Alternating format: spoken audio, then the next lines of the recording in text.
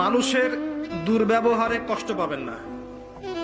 যখন কাছের মানুষরা আপনাকে কষ্ট দিবে, এবং কাছের মানুষ কষ্ট আপনাকে দিবেই, কাছের মানুষরা আপনাকে বেশি কষ্ট দিবে জীবনে, তখন আপনি কষ্ট পাবেন না যদি আল্লাহর জন্য ওদেরকে ভালোবাসেন, যে আমি তো আল্লাহর জন্য এই কাজগুলো করছি, তারা শুকরিয়া আদায় করলেই বাকি আর না করলেই বাকি, তখন আপনি কষ্ট পাবেন না।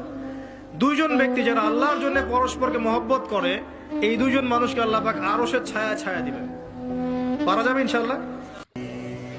আপনি কোন আল্লাহকে ভুলে গেছেন?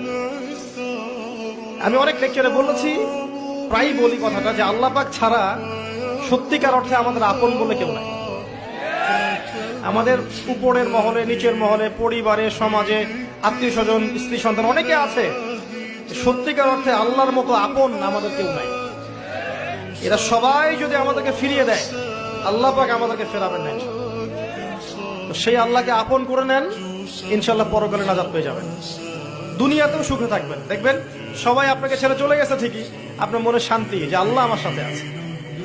সবাই আপনাকে ভুল বুঝছে, দেখবেন আল্লাহ আপনাকে প্রশান্তি দিবেন যে আমি তোমার সাথে আছি, কোন চিন্তা নাই। তা আল্লাহ বলছেন টেনশন করো না, কষ্ট পেও না, তোমার রব তোমাকে ছেড়ে দেননি।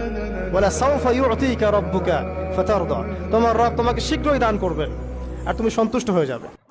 আপনি চিন্তা করবেন না, কারণ ফাইন্না মাআল উসরি ইসরা, indeed with every hardship there is is. প্রত্যেক কষ্টের পরেই আনন্দ আছে না নাই? প্রত্যেক দুঃখের পরেই সুখ দিয়েছে কে? এই যে পরীক্ষার জন্য তোমরা যারা অনেক কষ্ট করে পড়াশোনা করো,